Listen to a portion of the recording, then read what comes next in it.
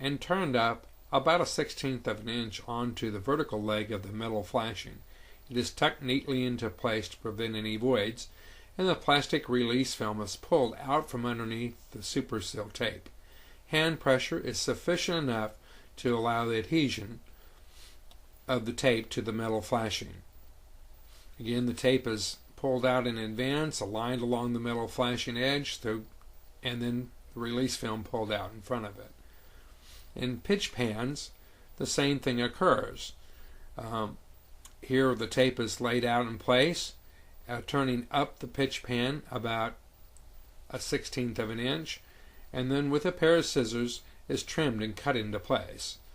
The super seal tape significantly reduces the time of surface preparation for metal and copper and stainless steel in place of priming when the super seal tape is easily installed and deck coating application can begin immediately.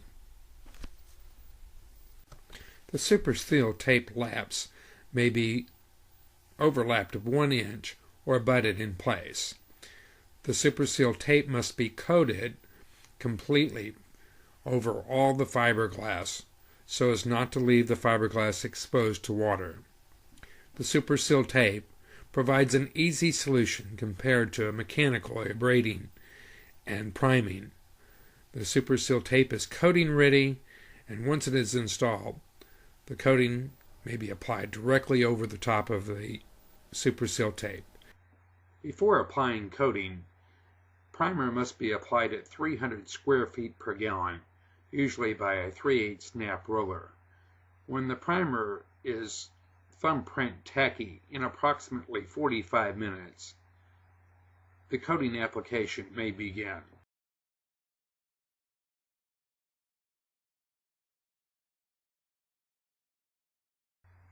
The first thing you do is remove the lid from the pail and mix the pail from the bottom to the top, making sure that all the fluids are homogeneously mixed together and there's no syrup at the surface. This takes about 2 minutes. The contractor is mixing with a 1/2 inch drill, a 900 RPM drill. This is in real time that we're watching this, so you can see approximately how long it takes. We're using a standard box paddle, or there are a number of paddles that are available to mix the coating with. I don't have any preference one over the other. Here you see they've gotten a 5-gallon bucket of water next to it, and they're going to measure out the water that they're going to put in the coating. But first they will separate the 5-gallon pail after it is mixed into 2.5-gallon pails. In other words, they're going to take half the 5-gallon pail and pour it into half of it into an empty 5-gallon pail. So that's what they're doing here, and they're eyeballing it. It doesn't have to be exact. And here we see a 2.5 quart container. We're going to fill it right to the brim, and we're going to add 2.5 quarts of water to 2.5 gallons of coating.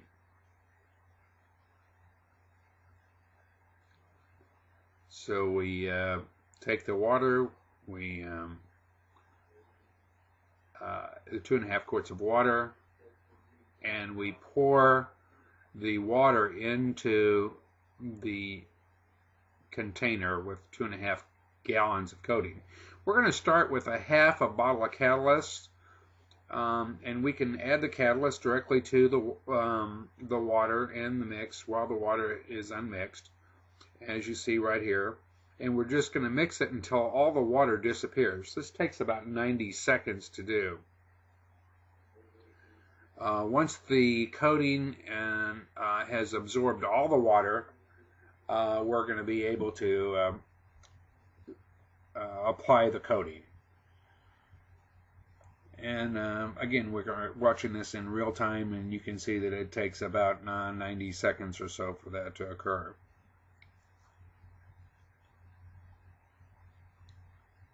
We're making sure that the water likes to hang around the edges of the pail. We're making sure that that water is all mixed together and there's no water hanging around the edges of the pail. Now here we have a 60 mil notch squeegee. The contractor is wearing golf shoes or spike shoes, aerator shoes, sometimes they're called, and he's squeegeeing out the base coat. We're in some pretty tight quarters here. It's about maybe 8 or 10 feet across, 12 feet across, I guess, actually. And we pour out the coating, and then it is back rolled after it is squeegeed. And the squeegee operation, it's very simple. You just using a notched squeegee, you pour it out ahead of the squeegee, and just without applying a great deal of pressure, just squeegee it in place. Now here the contractor is back rolling the coating after it's been squeegeed out, and in the back rolling process you do not apply a lot of pressure to the roller. You just let the roller do the work, and you see the contractor here is working under some copper flashing that's hanging out over the edge that's being reworked. And again, you're not going to put a lot of pressure on the roller when you're or the squeegee when you're working. You're just kind of letting the squeegee and the roller do the work, and it's just a gentle back roll of the top coat, of the base coat, and moving on.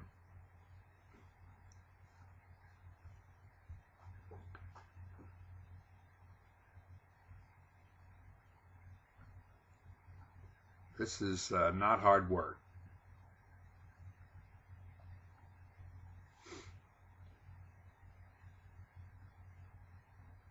You can see or the contractor here is rolling this out with one hand. He's back rolling, the spike shoes let you walk in the coating, so that's a significant advantage. So you can walk behind the squeegee, helps the flow of the material go out pretty easy. In about 45 minutes after the coating application, the coating will become thumbprint tacky. And as soon as it becomes firm and thumbprint tacky, we can broadcast sand on top of it. The way you can tell is you put your thumbprint in it and it leaves a slight residue. You can throw some sand on it, see if it sinks. If it sinks, it's not good. If it doesn't sink, it's okay. And we're broadcasting to refusal. We're just going to cover this deck in sand.